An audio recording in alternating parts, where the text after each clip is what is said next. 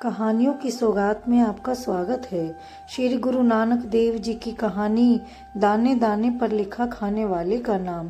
एक बार एक गांव में बहुत ही प्रसिद्ध वैद्य जी रहते थे। उनके पास दूर दूर से बहुत से लोग अपनी बीमारियां लेकर आते थे और दवाई लेकर चले जाते थे। हर कोई वैद्य जी की दवाई से ठीक हो जाता था। कोई तुरंत ठीक हो जाता तो कोई कुछ दिन बाद।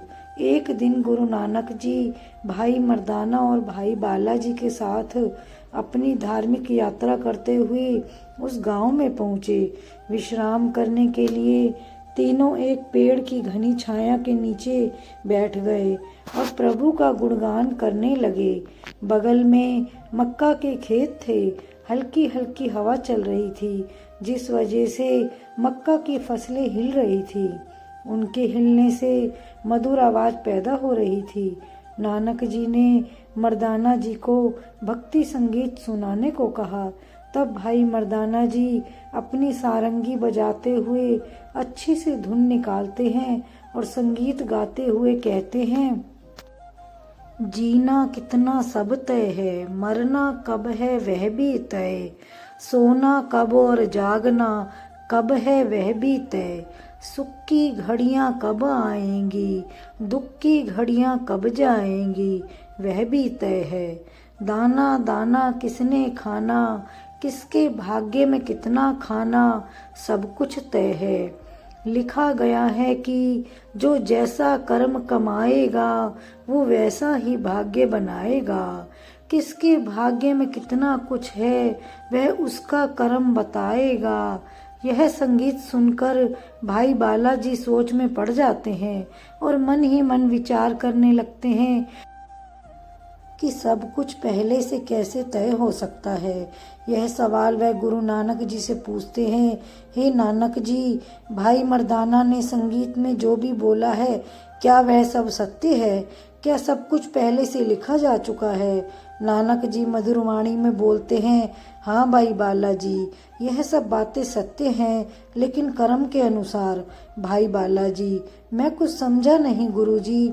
जब सब कुछ पहले से तय है तो कर्म करके उसे कैसे बदला जा सकता है?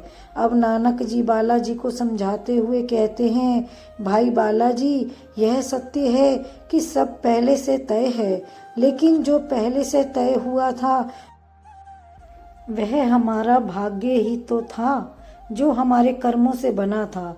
यानी कि हम अपना भाग्य अपने कर्मों से बनाते हैं। भाई बालाजी इतनी बात से संतुष्ट होने के बाद फिर से मन में एक शंका लिए नानक जी से पूछते हैं, हे नानक जी, दाने दाने पर लिखा है खाने वाले का नाम, क्या यह भी सत्य है?